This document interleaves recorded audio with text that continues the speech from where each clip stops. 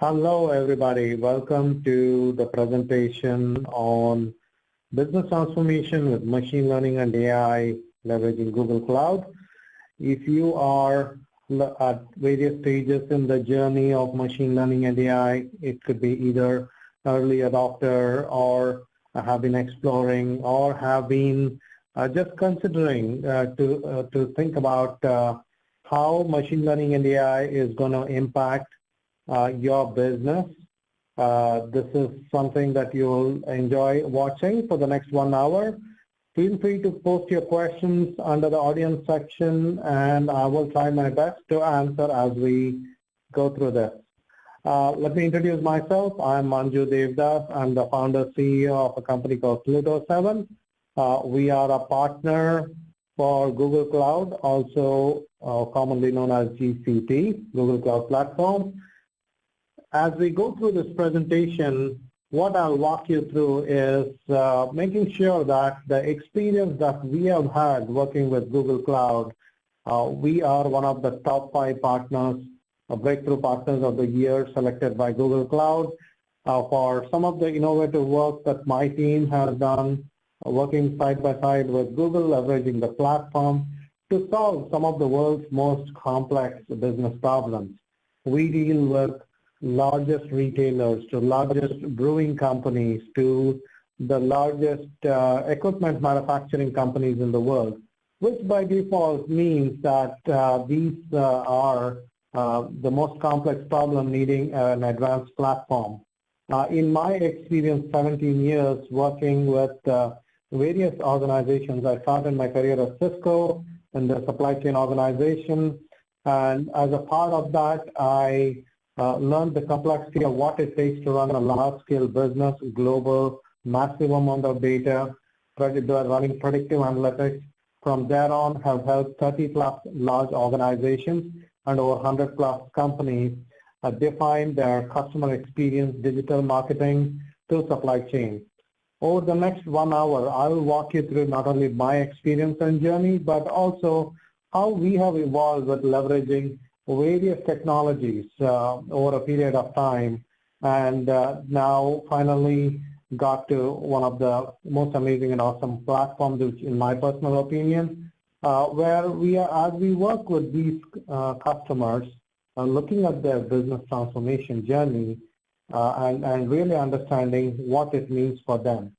Hopefully at the end of the session, you'll find the machine learning and AI is less of a magic and more of the real-world application that applies to your world.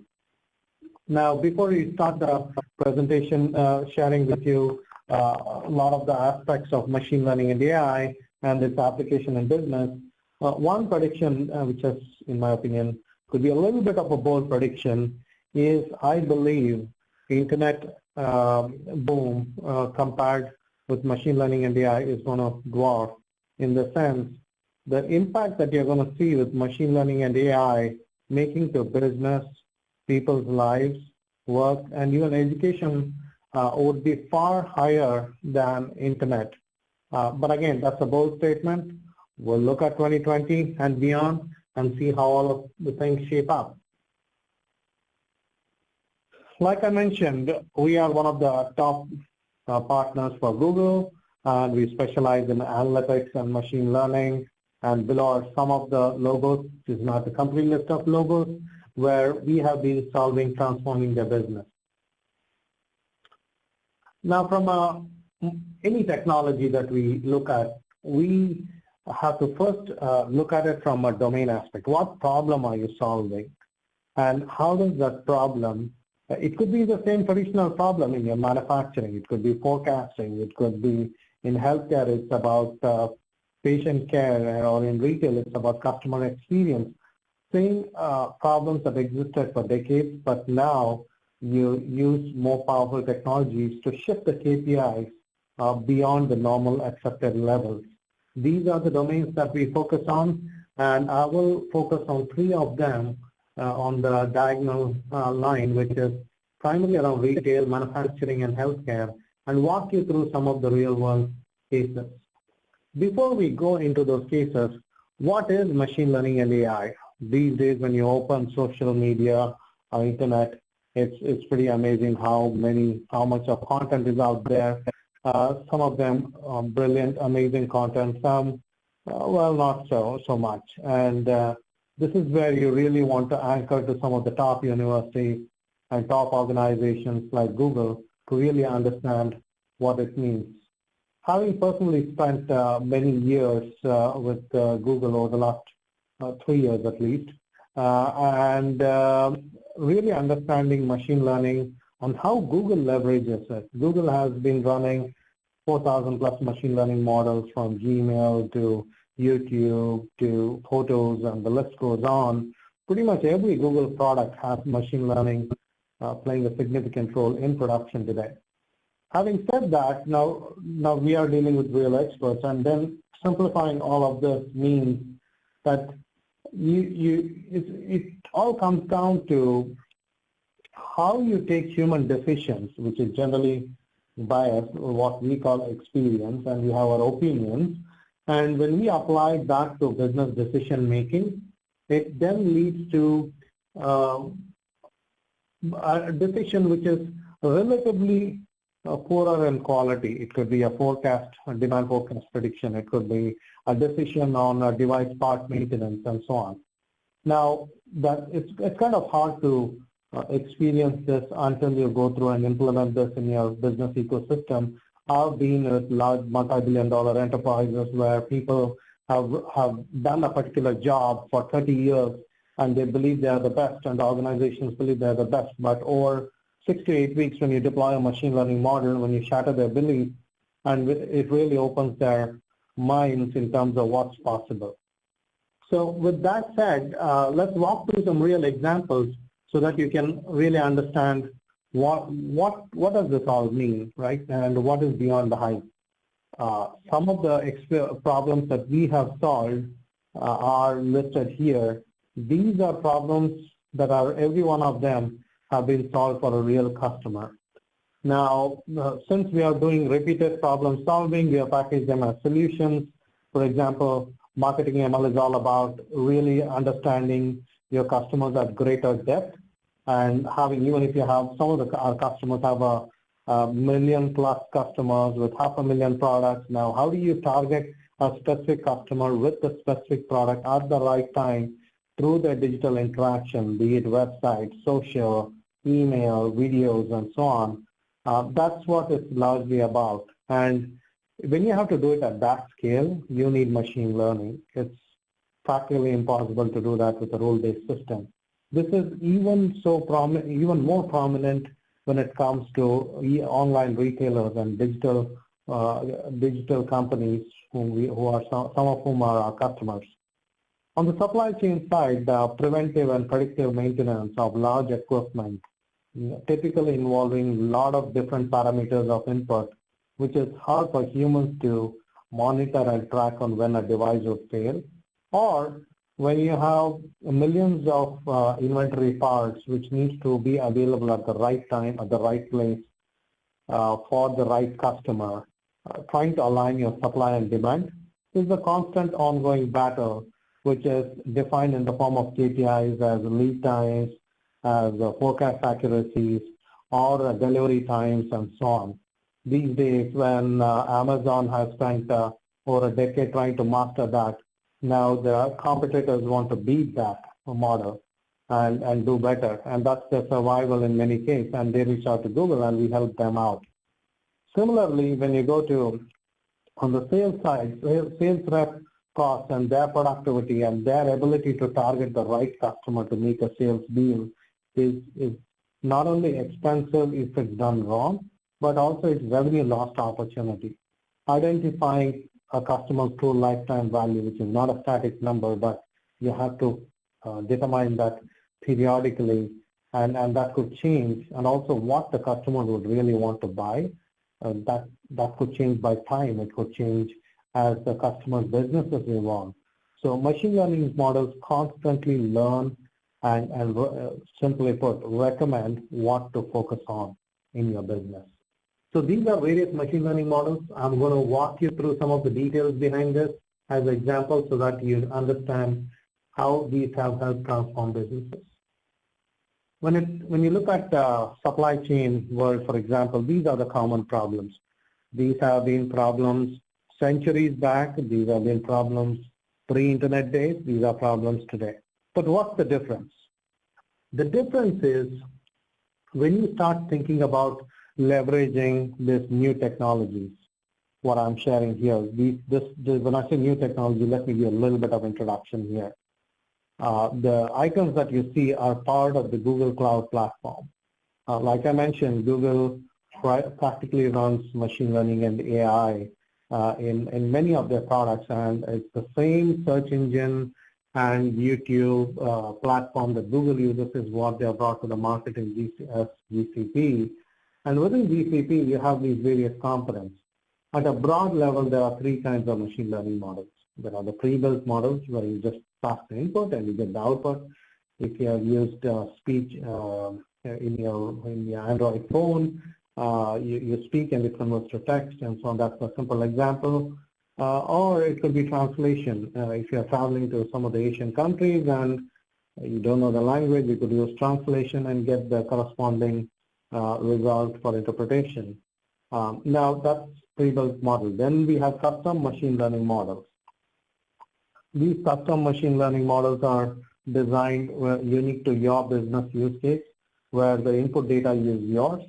The prediction, the modeling is done exclusively for your business, and the training, evaluation, and the output predictions are designed using, typically we do it using TensorFlow and so on. And the platform itself allows you to integrate with some of the common big data frameworks, Spark in the form of Dataproc and Dataflow, Apache Beam, and so on. So if you are familiar with AWS or any other ecosystem, you have corresponding components here to build your machine learning, to move, centralize your data for the machine learning model, and then use TensorFlow to build the model and so on. Apart from that, what's also important here is Google platform is exclusively designed for analytics and machine learning, AI, because that's part of what Google needed for their own core business. Now, when we applied these kind of capabilities to real world business, like we'll go through three domains here. First is the retail domain. Then I'll walk you through manufacturing, and third is healthcare. Every one of these things that we discuss or share is something that we have been solving, and it's pretty amazing how innovative and transformative customers are thinking as they learn more about machine learning and AI for their business. First of all, it's really about simple decision making. Humans make a lot of decisions, right? If you're in digital marketing and if you want to know your customers, hey, how are my customers interacting? Are they looking at my website? Are they looking at emails? What email should I be sending them? One traditional approach is, yeah, let me put a rule-based system. If it's women in this category and looking for these kind of emails or clothing, we should send her so-and-so dress, a new dress that was lost. But the rule-based systems sometimes don't necessarily get you the level of accuracy, and especially when you start running into volume, millions of parts, millions of customers, and even sometimes when you have just a few hundred customers, but a lot of SKUs, the combinations of trying to get the right email at the right time and what triggers the customer to make the purchase is hard.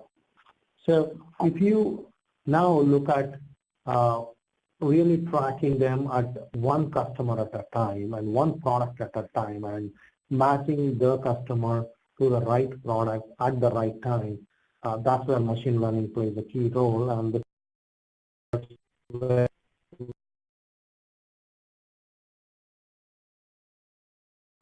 where we had to get to a point where we say, if you give this customer this discount, most likely the customer will make the move, which is the next purchase.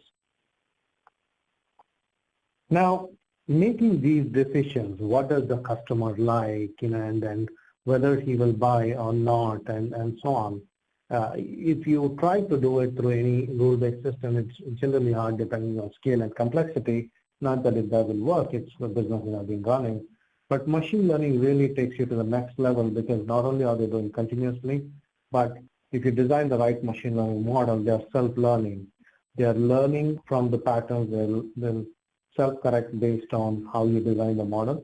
It doesn't completely run on its own. You have to kind of monitor them, but the business value that they deliver is significant. There's a bit of exponential thinking as we go through these to see it doesn't matter how many customers you have, it doesn't matter how many products you have.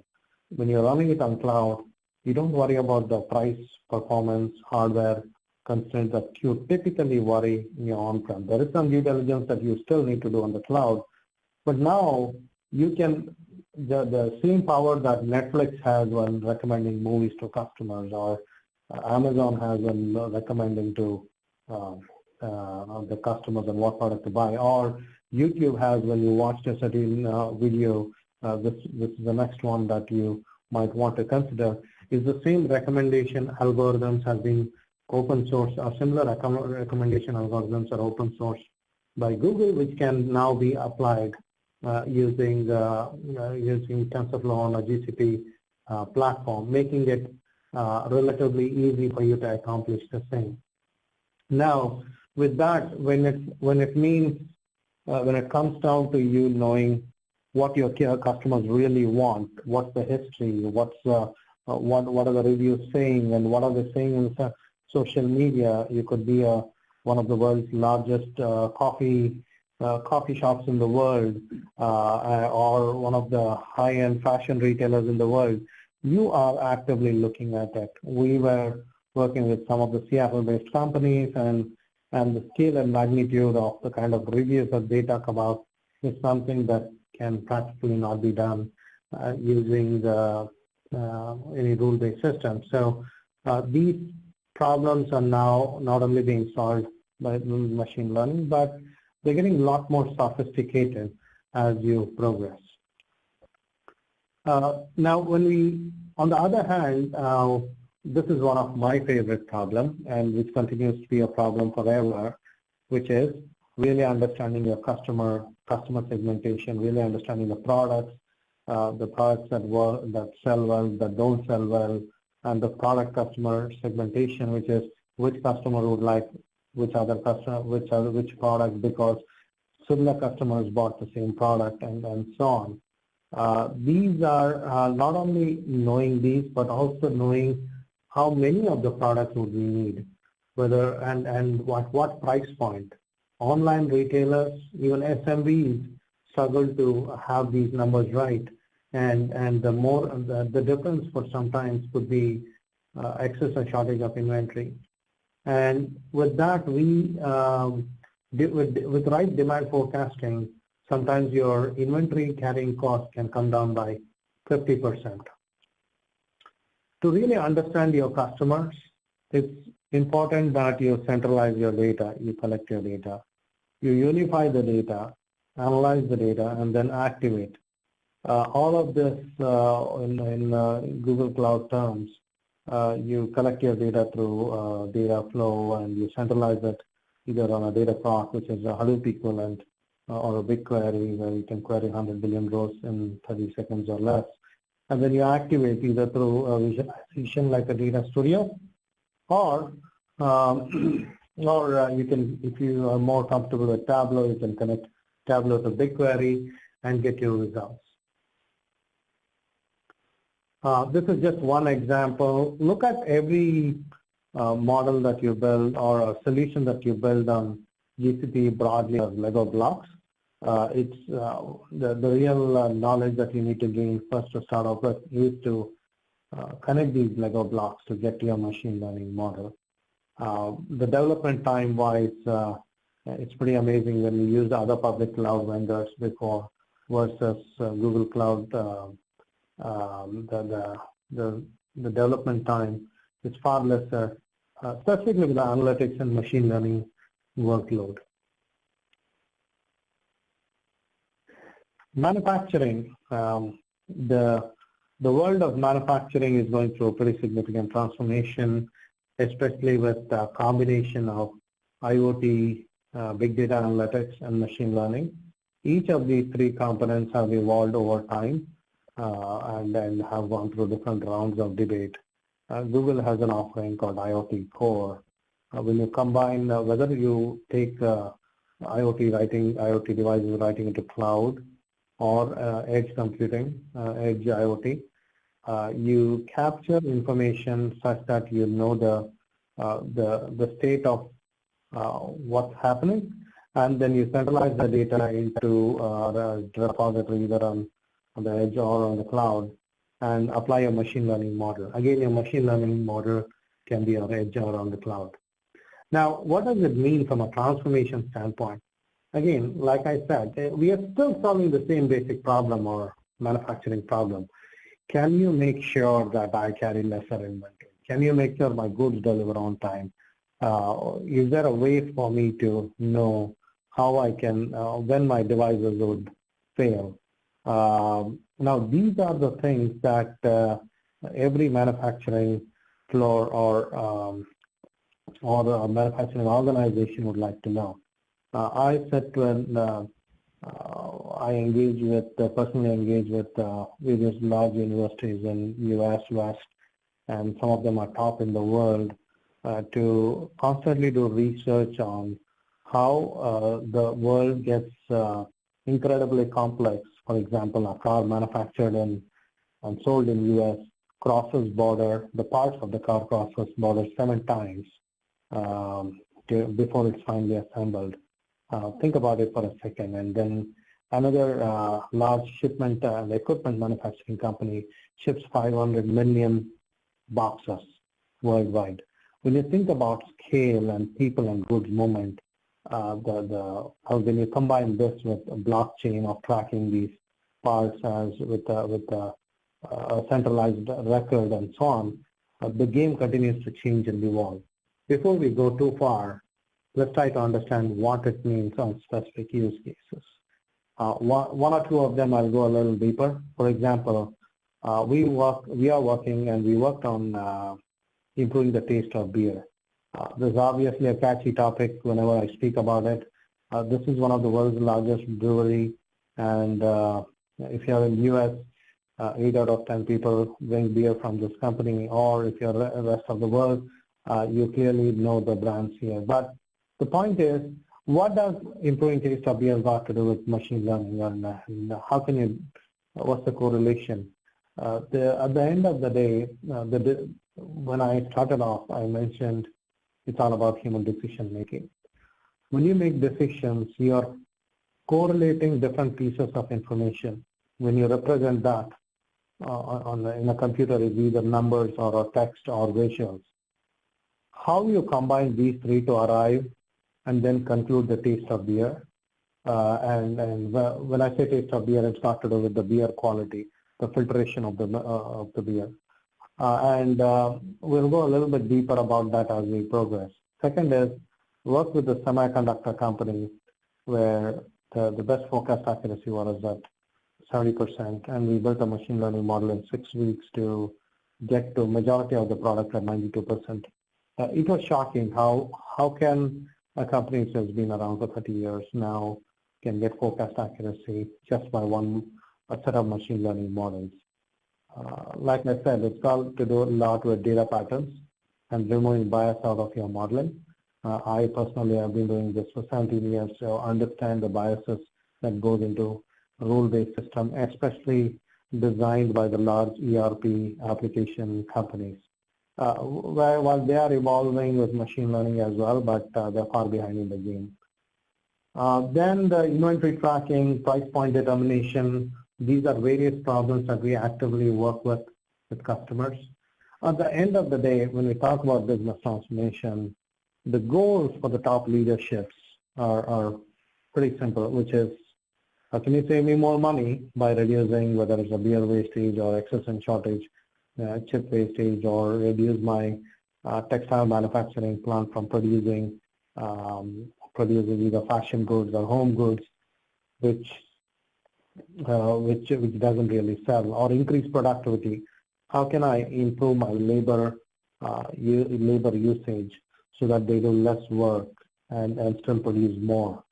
A human movement in a massive factory is an example where one of the innovation projects that we're working on is to how to reduce human movement, leveraging the various visual, audio, text, and numeric information that you capture in many different sources, and determine using machine learning how to reduce the movement, and combining that with lean manufacturing. So along with that, especially when it comes to CPG, food and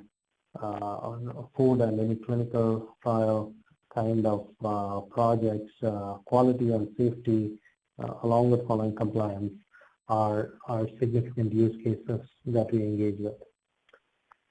When we deal with large manufacturing and equipment manufacturing companies and distribution companies, if you think about raw material coming into the manufacturing floor, and then all the core manufacturing, assembly, production and assembly of the raw material converting to finished goods, whether it's food or equipment, it could be a smartphones, or it could be any of the devices that you purchase. It goes through the cycle of procurement to build and then ship to the end customer. In this, at every stage, there is decisions being made by humans.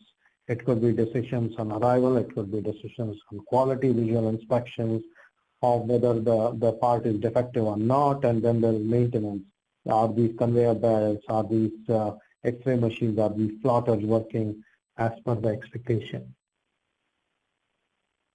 And as we do this, now there's always the question with machine learning AI, if you think about machine learning and AI as really APIs or frameworks and models that replaces human eye, ear, and brain, and for simple decisions. And then when you multiply those simple decisions by millions of times those decisions have to be made, the ROI becomes self-explanatory.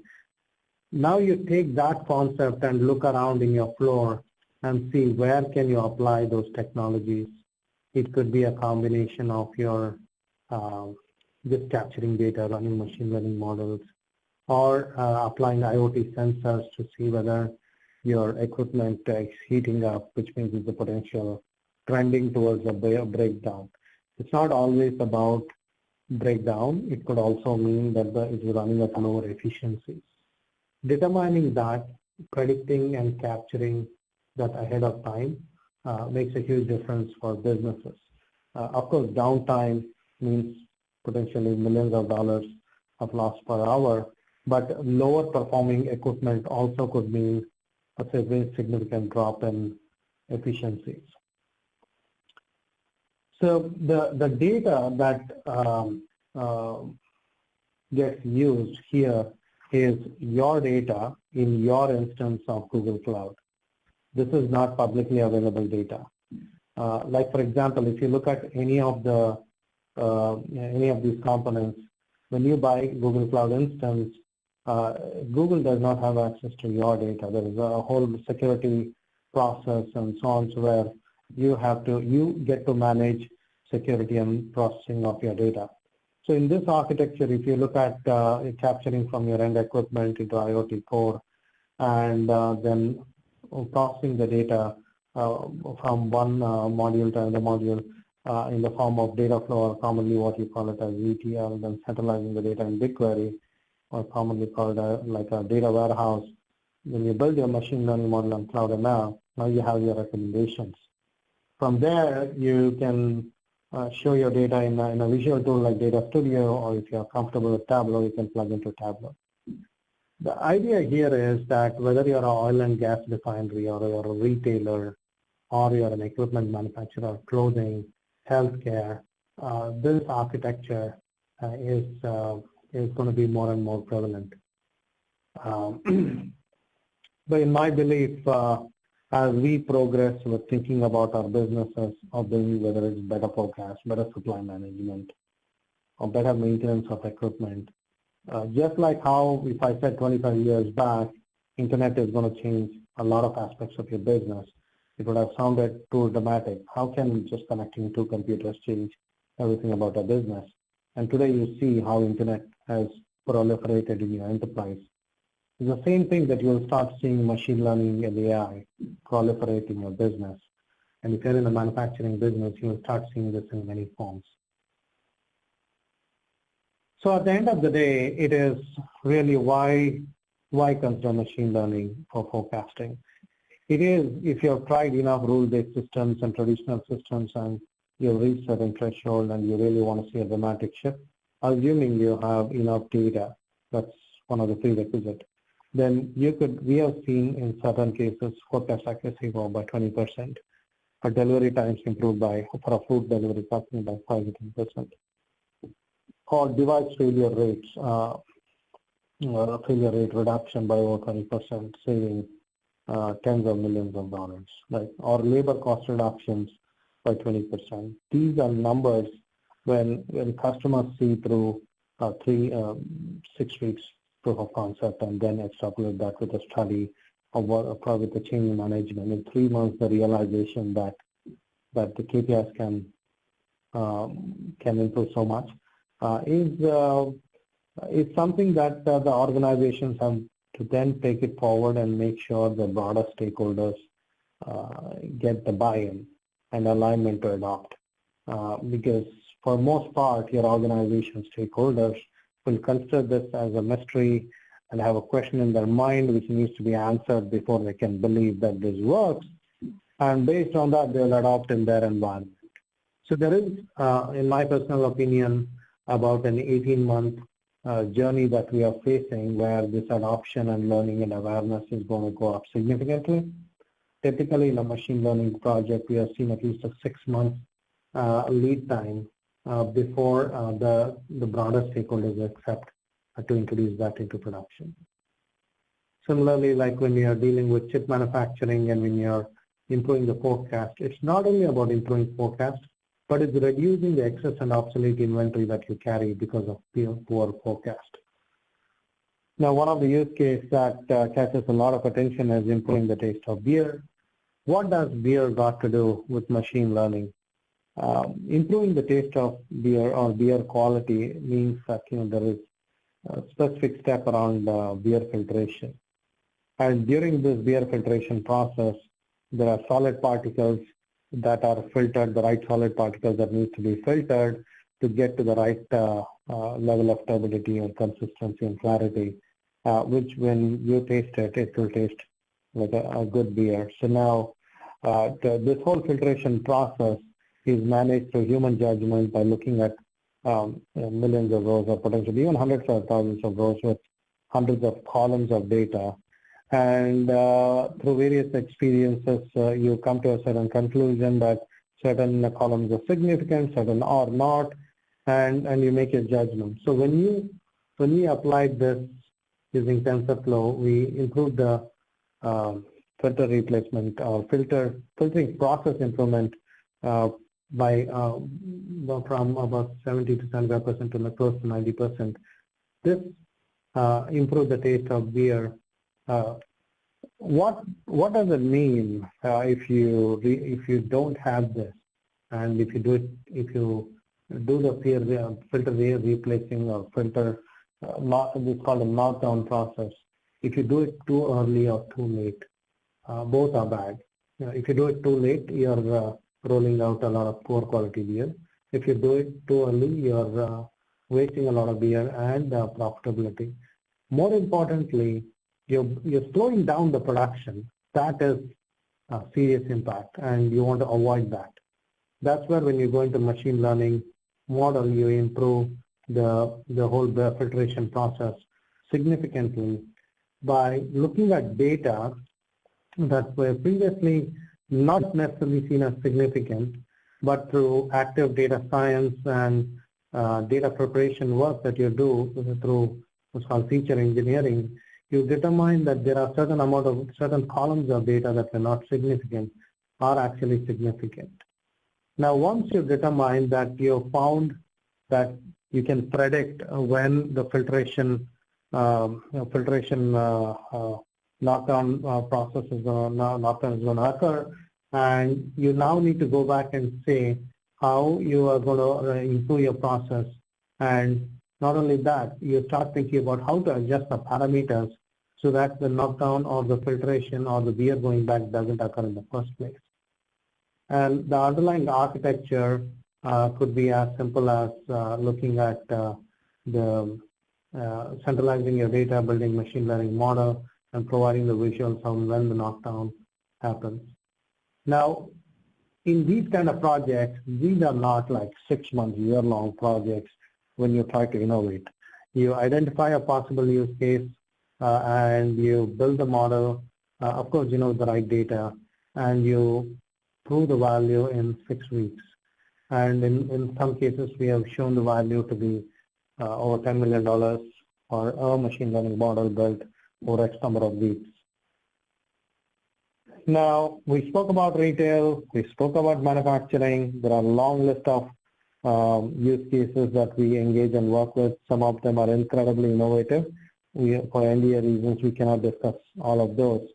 However, as we progress further into the next domain, which is healthcare, which I personally believe is going to be disrupted significantly because of the impact it has on human life, the cost of healthcare, and the amount of information and data that are existing in disparate systems, which have been desperately looking for an efficient, safe, and a compliant public cloud platform like Google Cloud that's to be available. And with that platform being available and ability to analyze at scale, the industry is now converging to something disruptive that we are going to see in the next 2 years. Now, these platforms are being following the various compliances and certifications that you can search up. Beyond that, when you look at these, what gets actually done in a typical healthcare business, it could be an insurance provider, it could be a hospital, it could be Medicare, Medicaid claim company.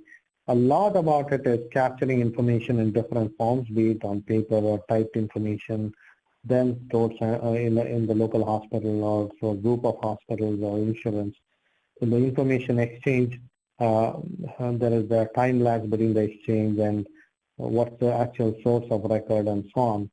Then searching for our given patient to determine the state of their health, you have to go through 4 different sources or X number of sources of data to search and arrive at a conclusion.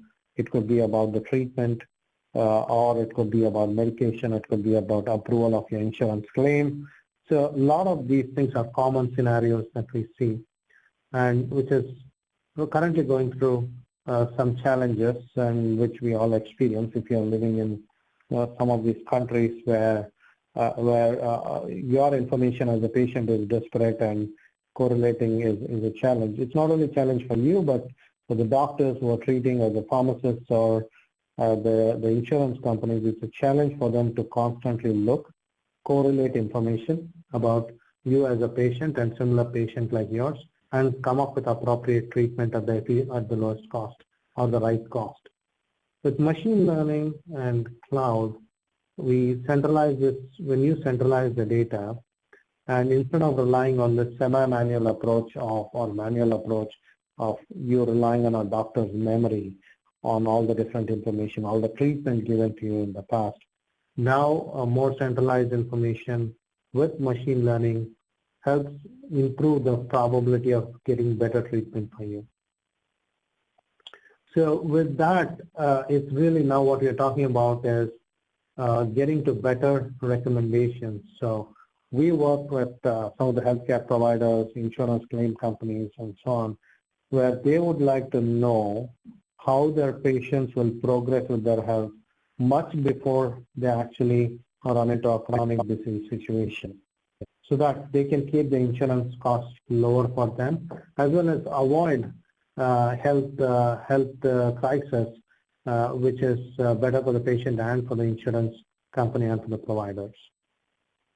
Machine learning, as it evolves and it proliferates, and becomes ubiquitous, you'll see that it will start applying into various, not only the jobs and roles of a nurse or a doctor or a pharmacist. Some of the examples that we have built is taking radiology images and determining the symptoms and the causes of some of the common ailments that patients have. When you apply these machine learning models, whether it's image processing or text analytics, the machines don't necessarily get into the same challenges of exhaustion and so on. So it can now compare one patient's image with a million patients' image in a matter of few minutes or few seconds. That gets you to an answer which is practically impossible for humans to do. But again, that doesn't mean we'll replace humans in doctors and nurses and so on. These machines, ML models, will help aid the doctors to do their job better. Now, why is this so disruptive for healthcare insurance companies or doctors or Medicare, Medicaid providers? The industry is moving fast, and the digital transformation conversations are happening from boardroom to the C-level executives, to the mid-management, to the architects. And there is no stopping this train. At this point, as we work with various customers, partners, and the question keeps coming up again and again, how is my business going to be impacted? Do I need to worry about it now? Do I need to worry about it a year from now? If I have to worry about a year from now, what do I need to prepare? Do I need to centralize the data? Do I need to worry about compliances and so on? So, or there are a lot of security concerns, and in my personal opinion, it is usually the lack of awareness on cloud security that slows things down. It's not about cloud being secure enough itself in most of the cases. I personally believe cloud is far more secure than most on-premise infrastructure. But again, this is not something that most IT organizations would like to listen. But at the same time, these IT organizations are also learning about cloud security and compliances and rationalizing where it makes sense to use a cloud provider or multiple cloud providers and move forward with the business transformation.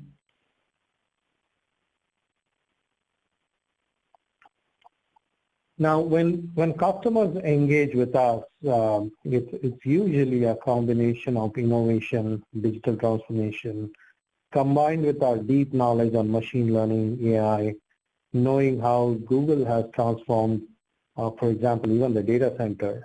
This is a popular article that you'll find on YouTube on the web or on YouTube, are about how efficiently Google runs the data center and how machine learning has saved 40% of the energy costs. When you do the math behind it, it's incredible how something built over a few weeks or months can be so transformational. The same concept is now being explored by some of the largest manufacturers and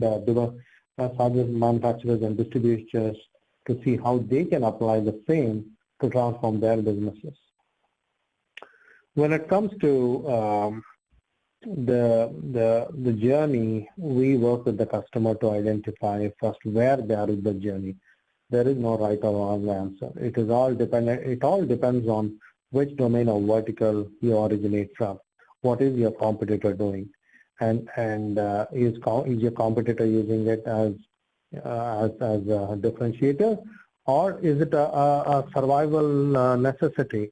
So it could be any of those. So doing this assessment and putting them at the right journey, and also making them understand the nuts and bolts of machine learning, not just the modeling itself, but also the data dependency, how the data and the machine learning model aligns and works in harmony with the process, and why it's important to provide the right change management, have a plan for the change management well before the project, during the project, and after the project, to think holistically about this as a journey and not as a one-time project.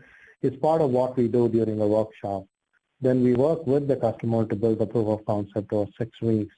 And at that point, the realization, the goal is to have a clearly defined success factors that the customer sees, that he can measure the impact to our use case, and then a realization of if it can solve my demand forecasting problem, what else can it do?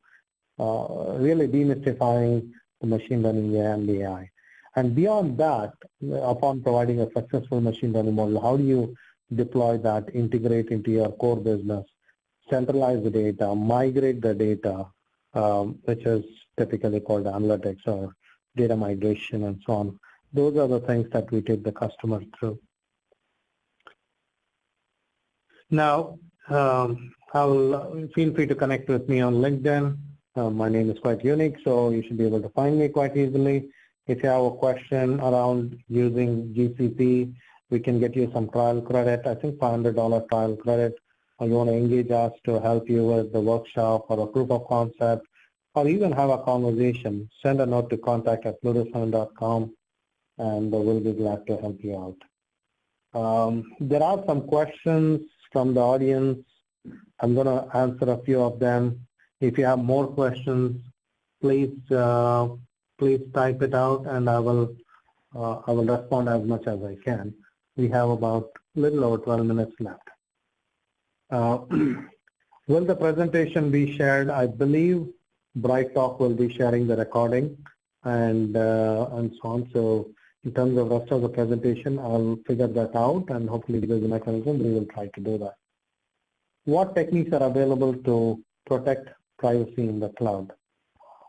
Privacy in the cloud, it's a pretty loaded question. If you go to cloud.google.com, and if you navigate through the security sections, you'll find some incredible content available if you take one public cloud and study that deep enough, you'll get a pretty good idea. And when I say privacy and data privacy, I kind of correlate it to data security and privacy of customer or patient privacy, commonly known as PII, and so on, right? Your credit card, your personal identifiable information, or your enterprise data security. There are multiple aspects to it. Who can access the data, in what form the data is at rest and in motion, and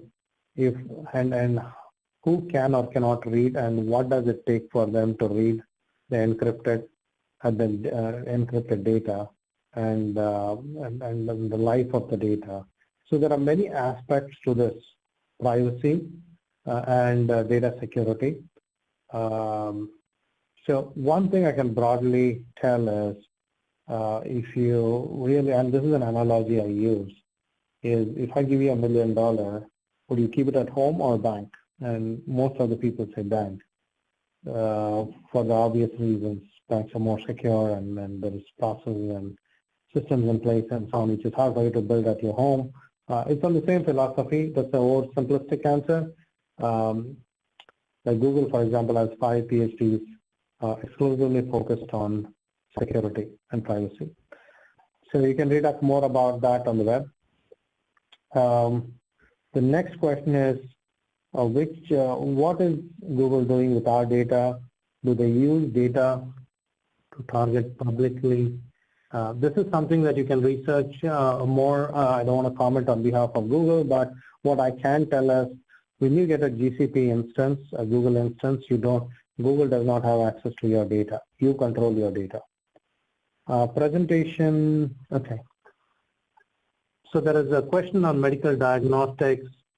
Assume a large database of structured record of 500 plus biophysiological and social economic data per record, per patient, per case, and includes treatment and outcome data.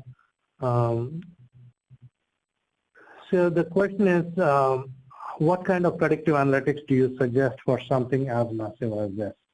By the way, it's always a relative when you start looking at a use case and to see a particular domain and vertical and say, oh, this is a lot of data, and can predictive analytics be applied for this, and if so, what's the outcome and so on.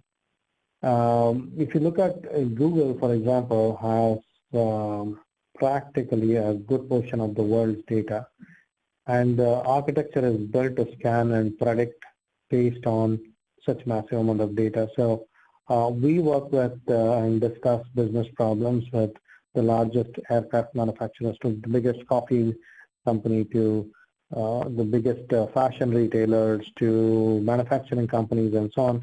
By default, the nature of these, including the healthcare and pharma companies, the nature and volume of these data are incredibly complex. So when you deal with GCP and build machine learning models, you think for those complexities and simplify the architecture such that you get to the price performance and response times that you need. The short answer is yes, absolutely. In your scenario, it can be applied. The question is how well it is, how well it's solutioned, picking the right GCP component to solve your problem.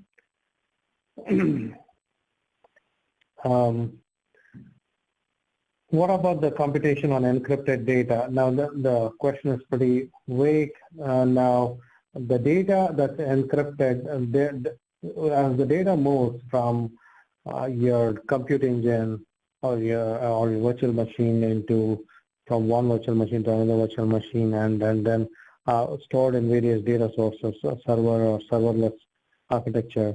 The data is encrypted at different stages and sharded and distributed. Now, the computation, there are various visuals on how this is done. I would suggest you look at cloud.google.com, and if you do not find it, send me a note. I will send you that, and that should answer your question. Another question, how to choose machine learning algorithm based on industry-specific uses? Is there all types of ML available on GCP? This is a pretty common question that we get.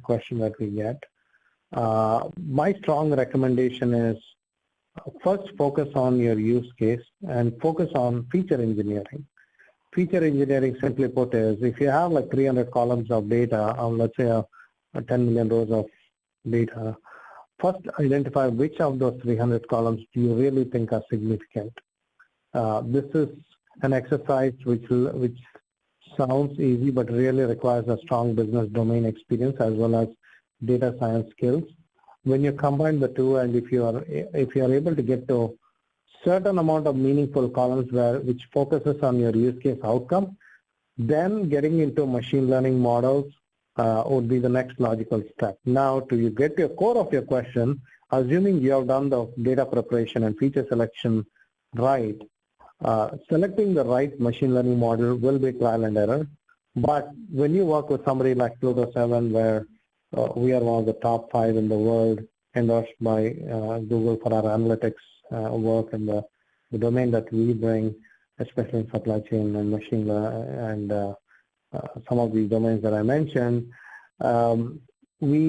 because we solve so many of these problems, we get better and better at it. And it really requires a certain amount of experience to avoid the number of trials. It's very analogous to how you go to a very seasoned doctor to get your brain surgery or heart surgery done. The more experienced, the better they are, and it's kind of on the same lines. However, if you are starting off on a machine learning journey, my strong suggestion is be ready to experiment a lot, be ready to fail a few times, because that's really how you learn how to set how to do hyperparameter tuning, how to select how to set the right number of layers or nodes, and how to select whether you want to what you want to, when you want to select ReLU, or which deep learning model do you want to select. There's a lot of complexity that you get into. It requires a certain amount of focus and depth for you to be able to get that right. But again, one other word of caution is most people think that it's incredibly complex to build machine learning models, so you require a really expensive resource and so on. I do not believe in that. Machine learning is and will get democratized.